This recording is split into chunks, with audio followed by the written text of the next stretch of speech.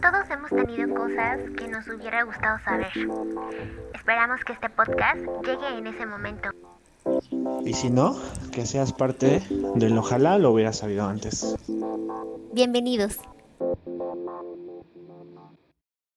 Bienvenidos amigos, los saludamos César y Perita en este episodio en donde vamos a platicar acerca de las emociones que se están viviendo con médicos en la línea de batalla de esta pandemia. Y bueno, el día de hoy tenemos una invitada, ¿verdad, César? Así es, el día de hoy tenemos como invitada a Fanny, que es una médico que está pues en la primera línea en estos momentos atendiendo a gente pues que está sufriendo los estragos de esta pandemia que nadie se imaginó que iba a llegar y bueno, parece que llegó para quedarse y en ese sentido pues quisimos invitar a Fanny para que nos compartiera un poco. Perfecto, pues aplausos para Fanny. Bueno, pues Fanny, platícanos, ¿quién es Fanny? ¿Quién es Fanny? Ok, hola a todos, buenas noches. Pues en realidad es una persona, un médico, creo una persona pues como cualquier otra realmente, ¿no? Digo, con una profesión que generalmente se disfruta mucho, digo, en términos no COVID, es muy, muy divertida.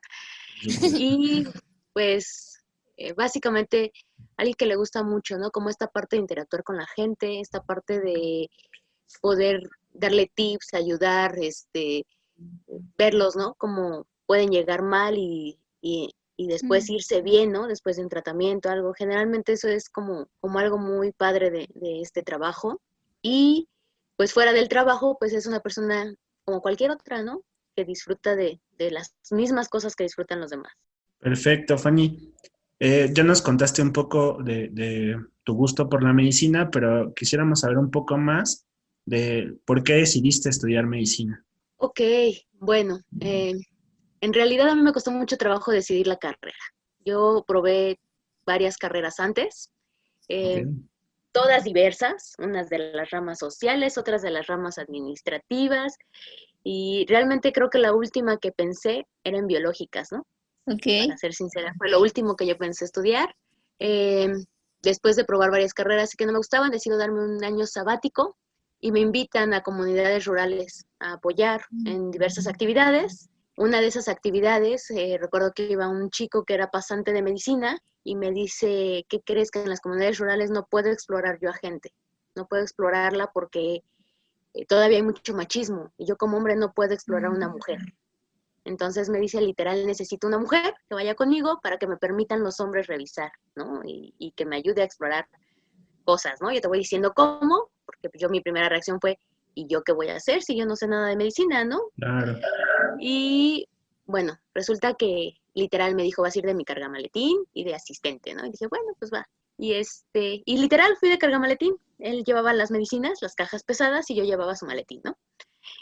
Y bueno, me encantó la experiencia. Realmente me encantó eh, poder platicar con la gente, ¿no? Ver cómo tenía dolencias que incluso hacía suyas, ¿no? Gente que decía, sí, es que esto ya lo tengo desde hace varios años y precisamente en esas comunidades rurales, estamos hablando de la sierra, donde no llega muchas veces, ¿no? Yo me acuerdo que esa vez fuimos una semana completa porque el transporte solamente pasaba una vez a la semana por ahí. Entonces, pues son comunidades donde no tienen ese acceso y que pues se acostumbran a vivir con esas dolencias porque nadie los asiste. Eso sí, algo que tiene esta gente es muy agradecida, ¿eh? De verdad, yo me acuerdo que una de las experiencias es que llegamos, nos sentamos, nos ofrecieron de comer, nos dieron unas tortillas hechas a mano bien deliciosas, una salsa y agua. Y todos acostumbrados de la ciudad, estábamos esperando que nos sirvieran el guisado o la comida. Y resulta que esa era la comida, ¿no? Esas tortillas con salsa era lo que ellos ofrecían, pero cuando te adentras una semana en estas comunidades y te das cuenta que esas tortillas significan para ellos perder una venta o perder algo, o sea que realmente eso para ellos es realmente muy importante, es como derrochar dinero aquí, realmente te das cuenta de lo agradecida que puede ser la gente. Y en ese momento yo dije, quiero dedicarme a esto, ¿no? Y inicialmente yo quería estudiar medicina e irme a una comunidad rural, aunque me pagaran frijoles o cosas así, ¿no?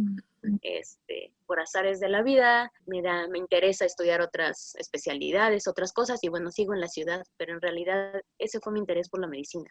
Ok, súper interesante, porque aparte viene del servicio, ¿no? Y del contacto que puedes tener con la gente y lo que te regresa a la gente a partir de lo que tú haces. Eso está increíble. ¿Podrías platicarnos un poquito en dónde has trabajado o cuál es tu experiencia laboral como médico? Bueno, yo he trabajado básicamente a nivel particular. Me gusta, como les digo, me gusta mucho tomarme el tiempo para platicar con pacientes.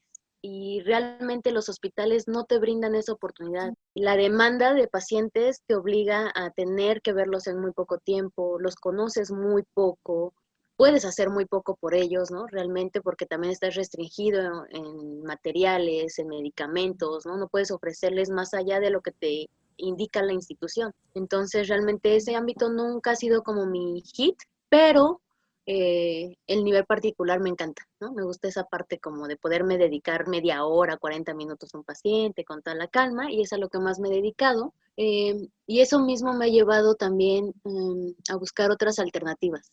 Yo a nivel particular suelo dar mucho terapia alternativa y bueno, en base a eso pues doy servicios, ¿no? Acupuntura, homeopatía, también herbolaria, doy medicamentos, obviamente, sí, también doy medicamentos, hay cosas que requieren atención con farmacéuticos y pues hay que brindarlos, ¿no? Pero digo, hay medicamentos que se pueden sustituir por otras cosas y les va súper bien. Entonces, a mí me gusta mucho eso. Respecto a particular, pues tengo mi consultorio particular. También he trabajado en farmacias, estas farmacias agregadas bueno, que tienen su consultorio agregado y eventualmente en algunas clínicas y pues ahorita en lo que es también hospitales, ¿no? De gobierno, ¿no? Fanny, muy interesante esto que nos cuentas acerca de tu ejercer profesional y ya entrando en esta parte, quisiéramos saber cómo ha cambiado este ejercer profesional en cuestión de la pandemia. Pues para empezar ha cambiado, uno, en el tipo de enfermedades que están recurriendo, ¿no? Yo recuerdo que la mayor preocupación de antes de las señores grandes o de las personas en general era, pues, quizás la diabetes, lo que era la hipertensión, algunos problemas musculares, ¿no? Infecciones de la garganta, del estómago, algunos problemas de vías urinarias, no sé, tal vez algunos problemas también ortopédicos. En realidad era como muy variada la consulta, realmente había como de todo, ¿no? Un poco. Mencionar varias enfermedades sería como una lista larga, pero creo que últimamente se ha enfocado como mucho a vías respiratorias. Creo que todos viven como esta parte de, me salió un moquito y ya piensan que tienen coronavirus, entonces corren, ¿no? A revisión. Y la otra es el estrés. De verdad, hay personas que han llegado mucho con problemas similares a los cardíacos, sin ser un padecimiento cardíaco, personas que no pueden dormir, ¿no? Entonces las enfermedades han cambiado. Insomnio, estrés, ansiedad, y todo este tipo de enfermedades, ¿no? Que se dan, ¿no? Por estrés. Creo que la gente está muy estresada a nivel particular. Y bueno, a nivel público, pues realmente también han cambiado incluso por necesidades de los hospitales, ¿no? Realmente no hay quien atienda estas enfermedades que normalmente se atendían. Entonces lo que hacen, pues han limitado realmente mucho la atención a lo que es respiratorio, ¿no? Casi todo el sector salud está enfocado en lo respiratorio, ¿no? Y todas estas otras enfermedades de especialidad, pues ahorita no han sido como relegadas, no han podido ser atendidas como tal. Ok. A nivel público, ¿tú has tenido contacto con pacientes con COVID? Sí, todo el tiempo. Ok. A nivel público, todo el tiempo. Ok, y en este sentido, ¿este contacto que tú has tenido ha generado en tu entorno algún tipo de estigmatización o de discriminación? Sí, quizás menos de lo que me imaginé al principio, ¿no? Yo al principio pensé, era como un tabú, no era un estigma, no se decía, ¿no? Que trabajabas en esas áreas, porque la gente se espantaba, ¿no? Y te huía, ¿no? Así como de, qué bueno que te vi, nos vemos mañana, ¿no? Entonces eso también es algo que a nosotros nos han limitado, ¿no? La gente sabe que trabajas ahí y realmente se acercan pocos, ¿no?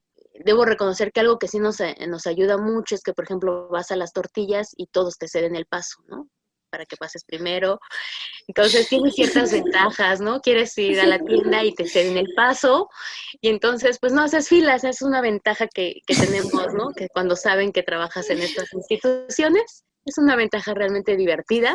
Al principio no fue divertida, la verdad es que al principio no se disfrutaba, ¿no? Al principio era como de querer esconderlo por este estigma, pero al cabo de los meses creo que empezamos a disfrutar este tipo de ventajas. ¿Por qué crees que existe este estigma? Porque información hay muchísima, ¿no? O sea, en todos los espacios de comunicación se invade de esta información, ¿no? De qué hacer, qué no hacer o de cómo evitarlo. ¿Por qué crees que exista esta estigmatización entonces? Creo yo que es miedo, no creo que sea como un prejuicio tal cual, creo que es miedo. A pesar de toda la información que hay, las personas siguen teniendo mucho miedo a contagiarse, siguen temiendo que en el aire, ¿no? Esté el virus incluso, ¿no? A pesar de que ya se ha explicado muchas veces que está súper comprobado que en el aire, pues no es como tal algo que vuela en el aire, ¿no? Es algo que vuela a lo mejor en la saliva o que vuela en algunas otras flujos, ¿no? Orgánicos. La gente lo sigue pensando, ¿no? Creo yo que eso es lo que a la gente la ahuyenta. En realidad no creo como tal que sea por otra cosa, realmente. Falta información que se crea la gente. O sea, sí la dicen, pero la gente no se la cree. La gente sigue pensando, ¿no? Que si se acerca a ti a 5 metros lo puedes contagiar, ¿no? Y realmente pues no es así. Pero el miedo cambia a las personas mucho. Falta especificar, ¿no? O sea, el virus como tal sí se concentra en el aire, vamos, sí hay forma, ¿no? O sea, hay estudios que dicen que, por ejemplo, los hospitales en el aire, después de muchos pacientes y en un ambiente muy cerrado, obviamente sí se puede llegar a una concentración que pone en riesgo, ¿no? La salud de los que estamos ahí. Pero bueno, vamos, una concentración de una persona, un cuarto ventilado, en la calle donde está ventilado, no hay este riesgo como tal. Entonces, creo que eso habría como que hacer especificaciones. La gente lee muchas cosas, muchas cosas, pero no discierne, ¿no? O creo yo que a veces no discierne estos pequeños detalles que son grandes detalles, ¿no? Como esto, ¿no? De, bueno, sí, el virus sí se encuentra en el aire, pero no en todo el aire, pues, ¿no? Entonces... Claro. La otra cara de la moneda, ¿no? Todos estos personajes que hacen fiestas, que no usan cubrebocas, que no sé si hasta que los cruza la enfermedad es cuando la conciencia, si le podemos llamar así, entra un poco, ¿no? Entonces, pareciera que estamos hablando de dos pandemias, de dos formas de vivir la pandemia. Así, el miedo total y lo otro como pues no sé, el valemadrismo total, ¿no? También. Claro, por supuesto. Hay pacientes, ¿no? Que llegan y nos explican por qué se contagiaron, si estuvieron encerrados, si tuvieron cuidados y Claro. todo, y no se lo explican, ¿no? Y la respuesta está en alguien lo contagió, ¿no? Alguien que sale, alguien que lo hizo, ¿no? De su misma familia, de su mismo entorno. Pero también hay pacientes que llegan y, pues la verdad es que yo andaba sin cuidarme, ¿no? Y entonces, pues aquí estoy, ¿no? A ver qué me hace, ¿no? Entonces, y lo expresan tal cual, ¿eh? No he visto alguno que lo exprese avergonzado, no. Realmente creo que los pacientes que llegan en esta dinámica, pues llegan, no sé si llamarles orgullosos, pero sí como por lo menos, pues, no sé si llamarlos resignados o vale madres, ¿no? Como dices, ¿no? Pues sí, pues andaba así, pues ya me contagié y pues a ver qué sale, ¿no? O sea, no los veo tan angustiados. En ese sentido creo que veo más angustiados a los que se cuidan realmente. ¿Qué pasa por tu cabeza cuando llega un paciente con esta lógica? ¿Qué piensa Fanny? ¿Qué piensa la médico Fanny? Cuando llegan con valemadrismo, Ajá. pues en realidad es como mucha emoción encontrada, ¿sabes? Porque por un lado, pues es un paciente más, ¿no? Uno como médico los ve como pacientes, ¿no? Y tienes que dar la atención. Pero por otro lado, he de ser sincera, ¿no? Sí pasa por mi cabeza así como de, pues entonces, ¿qué vienes, no? O sea, si no te importaba enfermarte, pues como, ¿para qué vienes, no? O sea, ¿de dónde surge tu preocupación? ¿O de dónde surge realmente el venir a acudir a una atención que en realidad, pues, tampoco está como tan valorando, ¿no? Entonces, sí, la verdad es que sí, a veces dices, ¿qué chingados vino a hacer aquí, no? Pero al final de cuentas siempre gana, ¿no? El rollo de es un paciente. Perfecto. Oye, Fanny, ¿y cómo viven esta situación tus compañeros? ¿Cómo, no sé si has escuchado algo, si has platicado con ellos? ¿Cómo la viven tus compañeros médicos? Esta situación, pues realmente creo que todos lo vivimos más o menos igual, ¿no? En el momento los atendemos, en el momento les damos lo que tienen que dársele a los pacientes en esta situación, les damos tratamiento, pero creo que es muy común escuchar en nuestras áreas, digamos que de descanso,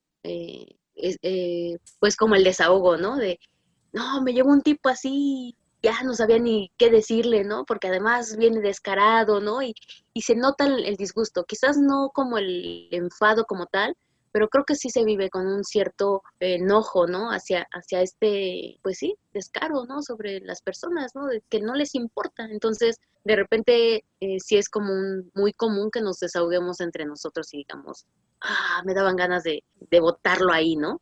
Por ejemplo, ¿ha cambiado tu percepción a partir de la pandemia? O sea, ¿ha habido algún cambio acerca de lo que es ser médico, de lo que es ser mujer, de lo que es ser persona, a partir de todo este tema de la pandemia? Pues de ser mujer no, realmente creo que, pues no, estamos en igualdad, le entramos a la par, ¿no? Y siempre le hemos entrado a la par, entonces eso creo que no está como tal, no hay nada que haya cambiado como tal en esta pandemia.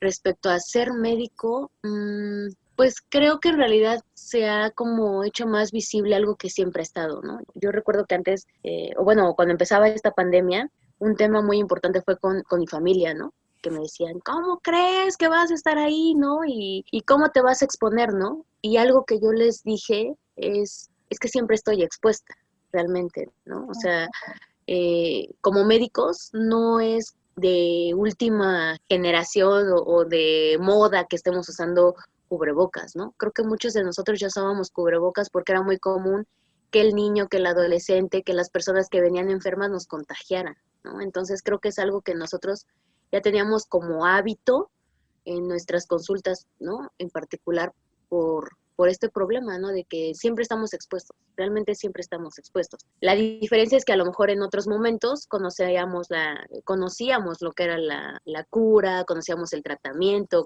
no era a lo mejor tan letal, no era tan estigmatizado, no era tan pues riesgoso, ¿no? En el sentido, ¿no? O sea, decíamos, bueno, ya me contagió este cuate de esto, pues no hay problema, pues ahora me atiendo, ¿no? Pero creo que el riesgo siempre ha estado ahí y creo que ahora lo único es que esta ocasión no hay tratamiento, ¿no? Y la exposición sigue siendo la misma o peor, ¿no? Porque no es lo mismo que te corras el riesgo con un paciente de vez en cuando a que estés con 100 pacientes con los que todos corres riesgo, ¿no? Creo que en realidad lo que aumentó fue el riesgo, no es que no estuviera presente, es que aumentó exponencialmente realmente en número de 100, ¿no? O sea, si antes decías me va a contagiar un paciente de 100, en este momento me pueden contagiar 99 de 100, ¿no? Entonces creo que eso fue lo que cambió. ¿Qué genera en ti cuando de repente el riesgo es así de grande, ¿no? Porque como bien dices, tal vez antes era 1, ahora son 99. ¿Qué pasa en ti emocionalmente? Miedo, digo, al final de cuentas soy un ser humano y miedo está ahí, ¿no? Yo recordaba que al principio muchos me decían que no querían salir de casa o muchos decían que no querían a la gente cerca, ¿no? Que se alejara, que se pusiera, querían ponerse en una burbuja, ¿no? Y algo que le decía, pues yo quisiera tener esa oportunidad, pero en realidad mi trabajo es lo contrario. Mi trabajo es decirle, voy a acercar a revisarlo, ¿no? Entonces, cuando todos huían, mi trabajo era acercarme. Y eso obviamente genera miedo, mucho miedo, ¿no? Yo recuerdo que al principio de la pandemia, pues sí pasé algunas semanas antes de adaptarme sin dormir, ¿no?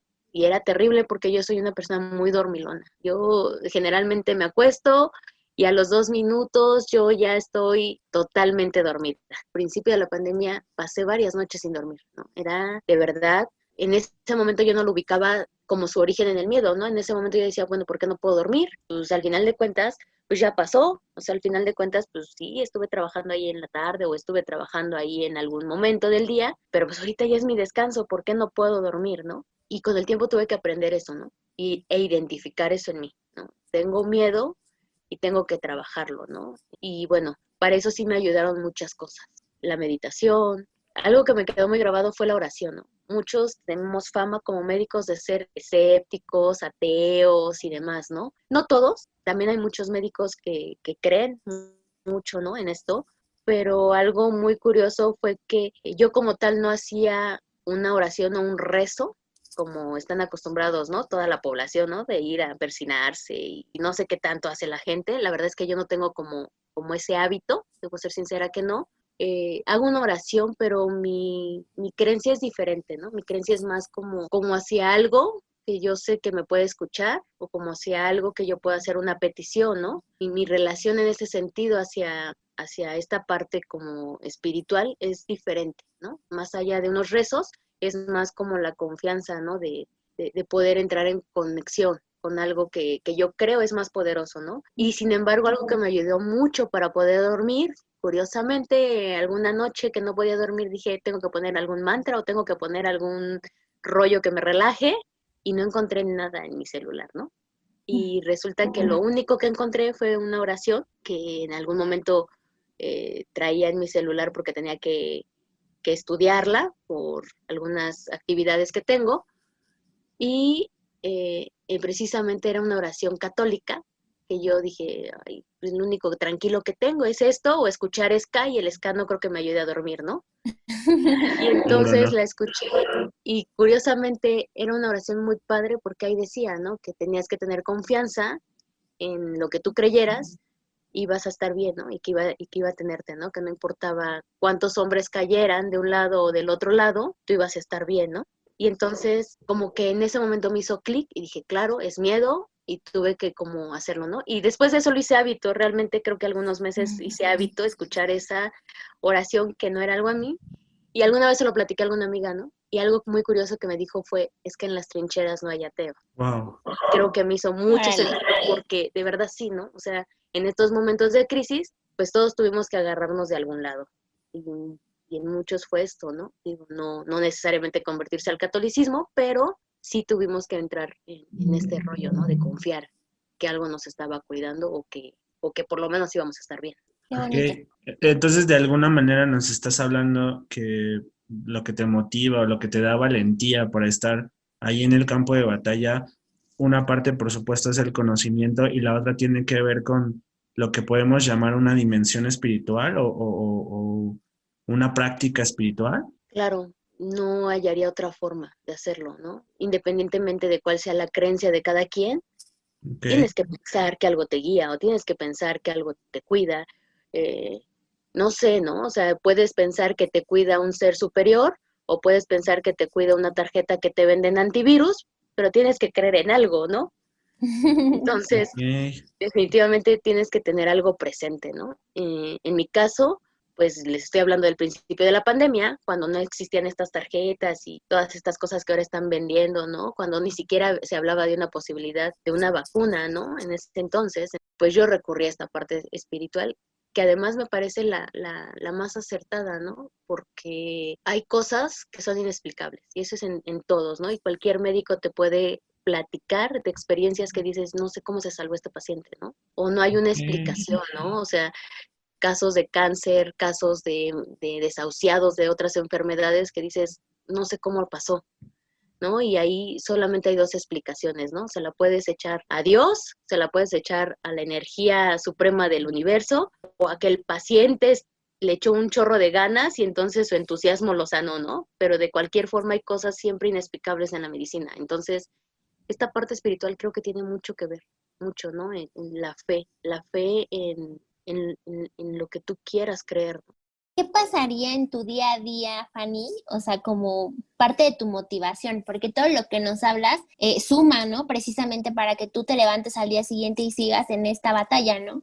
Pero ¿qué sería esa parte fundamental que te motiva para seguir en tu día a día? Em, esa pregunta es complicada, ¿sabes? Porque hay muchas cosas en contra, muchas, ¿no? Carecemos de algunas herramientas, carecemos de un medicamento como tal que combata esta enfermedad.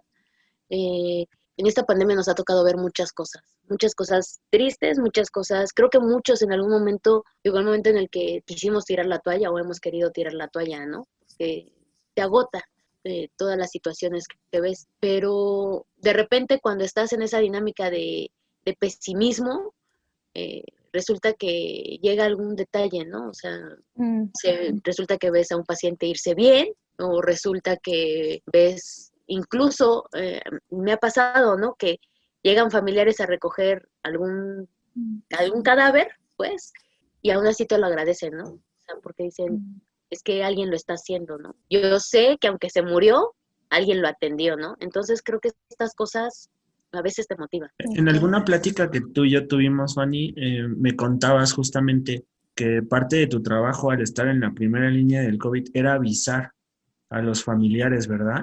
Me recuerdo que me contaste algo parecido, ¿no? ¿Nos Claro. puedes compartir un poco más de cómo lo haces? No sé, está muy fuerte, ¿no? No, nosotros encontramos alguna guía que daban a los médicos y que venía como paso por paso lo que tenías que decir, y en algún momento nos cuestionábamos, es muy complejo, ¿no? O sea, Claro. es de verdad muy complejo, ¿no? Entonces estaría increíble que nos contaras un poquito. No hay una guía válida, ¿no? O sea, te capacitan, sí te dicen, puede usar estas frases, ¿no? Pero realmente cuando tienes al familiar enfrente, cuando Sí. tienes a alguien que, que desde que lo sientas, ¿no? O sea, siéntese, vamos a platicar, y desde que le estás empezando a informar cómo ha sido la evolución de su paciente, cómo llegó, cómo lo has visto, algunas complicaciones le vas platicando, y desde ese momento su cara empieza a cambiar, ¿no? O sea, el familiar empieza así como de llegar preocupado a llegar a una angustia real, ¿no? Es un detalle donde en algún punto no puedes verlos a los ojos, en algún punto no puedes verlos a la cara, ¿no? Entonces, puede pasar de todo, ¿no? Y te pueden dar muchos manuales, pero no hay un manual exacto, porque cada persona reacciona diferente, ¿no? Y hay personas que pueden suspirar y decir, ya lo pensé, ¿no? O ya lo esperaba, ¿no? Ya había visto que mi familiar estaba muy mal y sabía que esto podía pasar, como puede haber personas que te pidan 20,000 explicaciones del por qué y por qué y por qué y por qué, y en estos momentos no todo tiene un porqué, como también puede haber personas que se ponen violentos contigo, ¿no? Porque ellos dan por hecho que eres médico y algunos piensan que eres Dios, ¿no? Y que en automático vas a poder curarlos, y cuando no es así, pues se enojan, ¿no? En su frustración se enojan. Y también hay otros que a lo mejor no se enojan contigo, pero no están enojados conmigo, y sin embargo reaccionan incluso violentándose ellos mismos, ¿no? Me ha tocado ver personas que golpean la pared, me ha tocado ver personas que me quieren golpear a mí, pero también me ha tocado ver personas que lo toman muy sereno, otras que quieren incluso hasta demandar. O sea, realmente no hay una guía que te pueda decir, si ves la mirada número 1, dices esta frase, ¿no? Y si ves la mirada número 2, dices la otra frase. Realmente es algo que no puedes hacerlo, ¿no? Y esa parte de tener que dar una noticia de este tipo es complicada también para nosotros, porque muchos, y a mí me lo han comentado, ¿no? Es que ustedes se vuelven como muy fríos y ustedes son personas que ya no tienen sentimientos, ¿no? Todos los médicos se vuelven así, ¿no? Como parte de su carrera, ¿no? Pero realmente no, realmente somos personas que podemos sentir mucho lo que es este tipo de emociones en las personas. No podemos soltarnos a llorar con ellos, obviamente, ¿no? Digo, no es como lo más viable reaccionar de esta forma ante las personas, y quizás por eso nos vean como fríos, ¿no? Porque no reaccionamos, o por lo menos no lo expresamos en frente del paciente, ¿no? Y sí es parte de nuestra formación, ¿no? Yo recuerdo cuando era estudiante, ya en uno de los últimos años, recuerdo que me tocó estar presente en una noticia de defunción, y recuerdo que me solté a llorar junto con el paciente. Y recuerdo que me costó un castigo de un par de semanitas, pero también al final de ese castigo, recuerdo muy bien al doctor que me castigó y que me invitó a un café, ¿no? Y me dice, venga, vamos a platicar. Y entonces me dijo, yo sé que se siente mal. Además fue curioso porque fue el día que me invitó al café, que ya estaba terminando mi castigo, fue un día donde también tuvimos pérdidas y fue muy padre porque era un doctor que siempre lo veíamos como muy estricto y en ese momento me dice, tenemos 20 minutos para desahogarnos. Y lo vi llorar igual por sus pacientes, ¿no? Y en ese momento entendí que no es que no lo sintamos, más bien es que tenemos que estar fuertes como parte de nuestro trabajo, por lo menos en el apoyo y en el acompañamiento al paciente, pero sí lo sentimos, ¿no? Quizás yo, por ejemplo, después de un día pesado donde me tocó dar X cantidad de malas noticias, pues al final requiero también yo, ¿no? De ponerme música alegre o incluso en ocasiones, ¿no? Si fue muy pesado el día, también llorar, ¿no? Ya nos habías contado un poco de qué te decía tu familia acerca de esto que estás haciendo. No sé si hay alguna otra cuestión o alguna otra comentario acerca de tu familia y que estás en primera línea en el COVID. Pues creo que mi familia al cabo de los meses se ha ido adaptando, ¿no? A la situación. Ha tenido, ¿no? No digo que ya lo haya superado, porque no. Yo quiero pensar que mi madre todos los días está con la angustia, ¿no? De que en algún momento puedo regresar y decirle me contagié, ¿no? Creo que es algo que todos los días está, que ha estado desde el primer día y que sigue estando vigente, porque además es algo real que puede pasar, ¿no? Y que ese contagio puede ir desde vivirla muy tranquila hasta una hospitalización o incluso hasta la muerte, ¿no? Porque también ha habido compañeros, muchos compañeros que han fallecido, ¿no? Y que hemos trabajado con ellos y que es complicado de repente llegar y que te digan fulano ya se contagió o fulano ya se contagió. Y hay veces que nos alegramos cuando vemos que la libran, pero también hay veces que nos pega mucho el saber que no la libró, ¿no? Bueno, eso es algo con lo que creo que mi madre lidia todo el tiempo, con lo que mi familia lidia todo el tiempo, ¿no? El saber que en cualquier momento yo podría estar mal, ¿no? Con respecto a mí, creo que me cuesta también eso porque también nosotros nos distanciamos, ¿no? De nuestras familias, ¿no? O sea, sabemos, porque sabemos perfectamente que también podemos ser un foco de infección, ¿no? Por más que nos cuidemos y por más que hagamos cosas, ¿no? Entonces, hay cosas que hemos dejado de hacer, ¿no? Como por ejemplo, llegar y dar un beso, ¿no? Es algo que no podemos hacer, por lo menos no como antes, ¿no? Que llegábamos y dábamos un beso, ¿no? Entonces, es algo que realmente, ¿no? Yo recuerdo que mi hermana en algún momento, ¿no? Llegué y quise darle un abrazo y se alejó, ¿no? Y de momento me sacó de onda, pero después lo entendí perfectamente, ¿no? Que pues obviamente también sabe que es un riesgo, ¿no? Que estés en la casa y que puedas contagiar a alguien más, ¿no?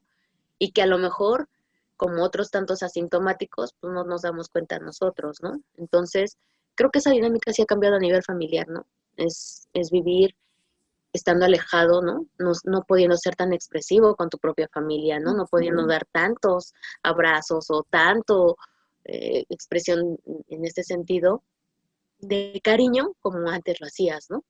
Y es algo evidente, ¿no? Que tienes que adaptarte, ¿no? Entonces creo que en cuestión de familia también ha sido esa parte, ¿no? De adaptarse a eso, de, de no poder ser tan expresivos, pero en general creo que con el paso del tiempo ha habido estas adaptaciones y nos hemos acostumbrado. Indudablemente el tema de aprender una nueva forma, pues es indispensable, ¿no? Y todo esto también nos hace pensar mucho en el tema de la vida, ¿no? Para ti, ahorita, Fanny, o sea, ¿qué piensas acerca de la vida a partir de la pandemia? Híjole, pues es que son muchas cosas. Algo que nos ha pegado o que hemos visto mucho en primer lugar, creo que ha sido el hecho de ver tanta inestabilidad en la vida, ¿no? ¿A qué me refiero? De repente ves un paciente, lo ves que va mejorando y dices, la va a librar.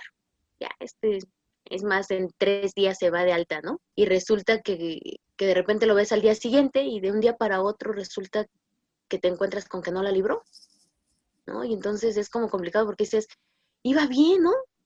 Si Claro. ya estaba pensando en darlo de alta y resulta que pues no. Entonces te das cuenta que realmente la vida es como muy incierta, ¿no? Y que no sabes, ¿no? Cuándo puedes estar y cuándo no puedes estar, ¿no? También creo que depende mucho de cómo tome la filosofía de vivir o de morir, ¿no? en realidad la muerte está todo el tiempo, ¿no? No nada más por el coronavirus, ¿no? Uno nunca sabe cuándo vas a salir y te vas a atropellar a alguien, ¿no? Cruzando la calle. Pero eh, creo que el hecho de poder decir, disfruté mi vida, es algo bastante complejo, ¿no?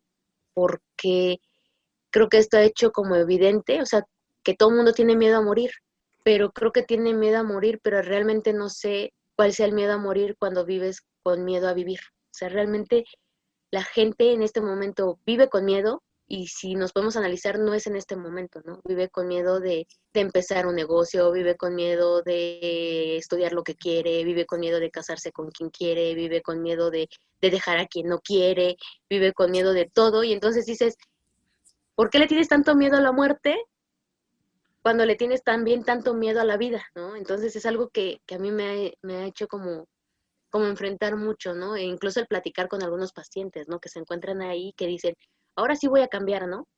Y también encontrarte con otros que dicen, pues ya me quiero alargar porque aquí no me dan mi Coca-Cola, ¿no?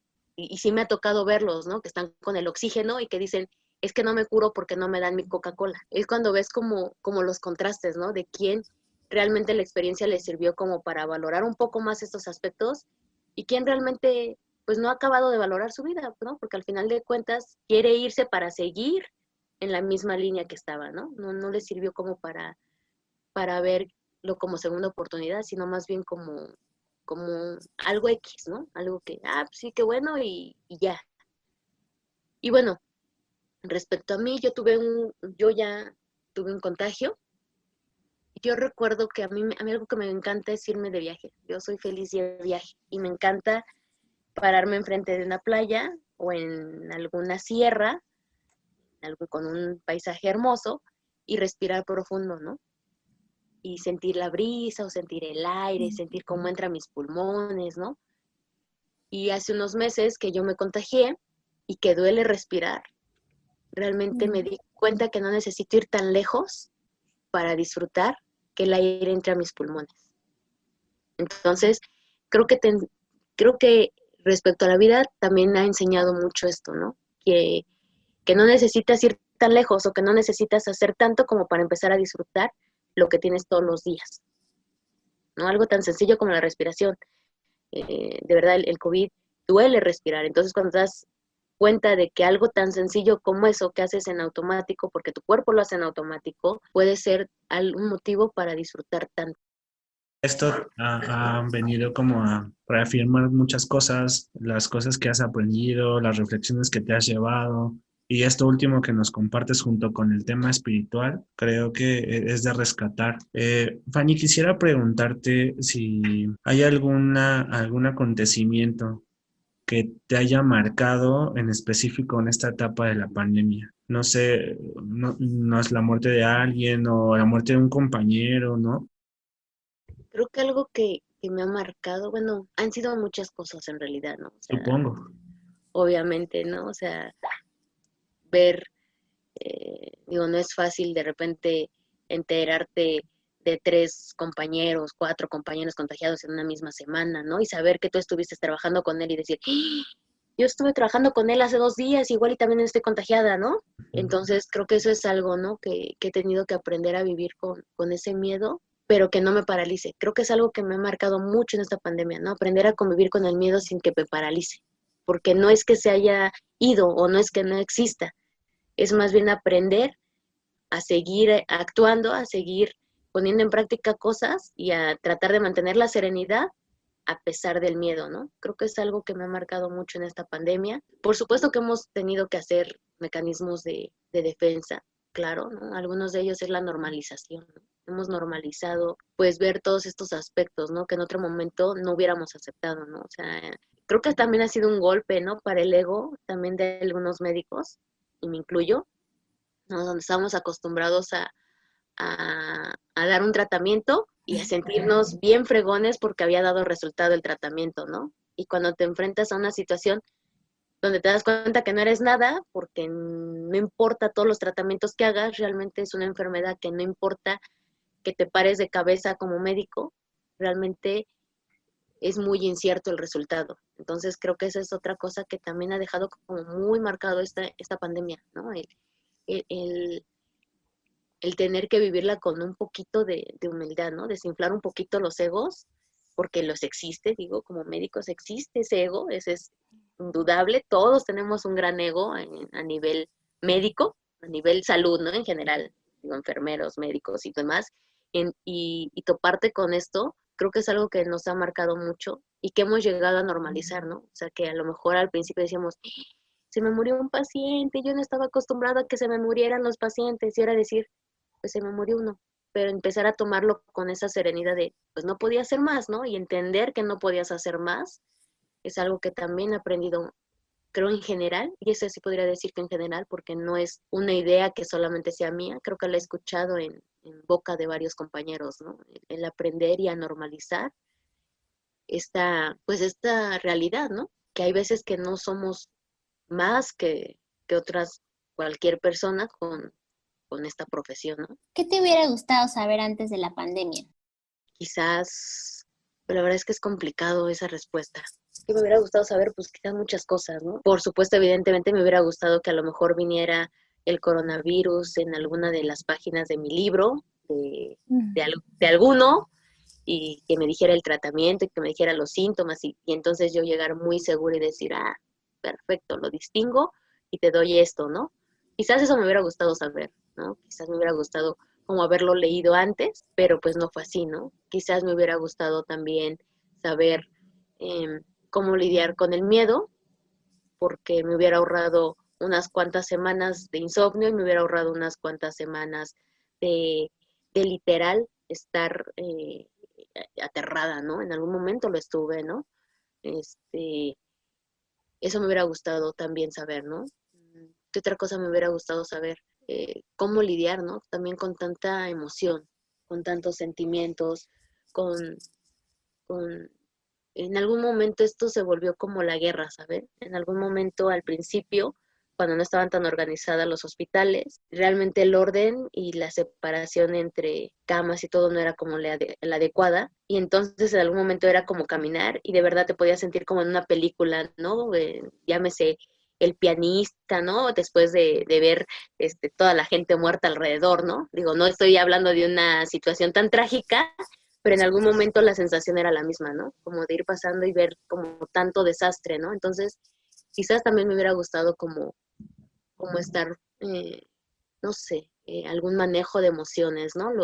Eh, Esta pandemia nos ayudó también a aprender a manejar muchas emociones como médicos. Yo recuerdo que a nosotros nos mandaron apoyo psicológico por ahí de agosto, ¿no? Julio, y llegaba el psicólogo y nos decía, pueden ocupar tal técnica. Pues es que ya la ocupamos, ¿no? Y ahora pueden ocupar esta otra técnica. Pues es que también, ¿no? Pero no era porque supiéramos de psicología, sino porque creo que fue instintivo, ¿no? O sea, de repente empezamos a platicarlo entre nosotros, de repente empezamos a preguntarnos nosotros mismos cómo nos sentíamos, ¿no? A escucharnos. Entonces, y sobre todo porque hay cosas que no puedes como platicarlas afuera, ¿no? Hay cosas que no puedes como decirlo porque en primera veces no te entienden, ¿no? No es lo mismo que llegues con un médico y le hables en términos médicos y le digas, es que no supe qué hacer en este momento, y que él te pueda decir, es que recuerda que en algún término y te da un tip, ¿no? A nivel profesional, hay veces que no puedes contarlo porque la gente no se espantaría quizás más de lo que ya está espantada, y hay cosas que no puedes contar porque simple y sencillamente te parecen demasiado terribles para estarlas repitiendo, ¿no? Entonces, eh, cuando llega este apoyo psicológico, pues nos dimos cuenta que instintivamente entre nosotros hicimos nuestras redes de apoyo, ¿no? Entonces, quizás eso hubiera sido padre, que hubiéramos tenido como herramientas a nivel general como médicos, herramientas de estos soportes de redes, ¿no? Porque a lo mejor nos hubiéramos ahorrado en un principio algunos traumas por ahí, ¿no? Lo que nos compartes es súper valioso. A raíz de la pandemia, la cantidad de pacientes ha aumentado, bueno, en el caso particular, y creo que en el de Pera igual, la demanda de la gente en la salud mental, en la salud emocional, algo que no se había pues tal vez tomado en cuenta y pues está ahí la muestra en todo lo que nos compartes, lo valioso que es para nosotros escucharte, que nos das pues estas enseñanzas, ¿no? La vida, la espiritualidad, y nos muestras de frente pues esta situación que vives como médico y que viven por supuesto tus compañeros y las estrategias que tuvieron que implementar. Y creo que no hay nada más gratificante que poderte decir gracias, aunque esté redundando, pues porque estás ahí, ¿no? Y parte de tu trabajo se ve reflejado en todos nosotros. Entonces, muchas gracias.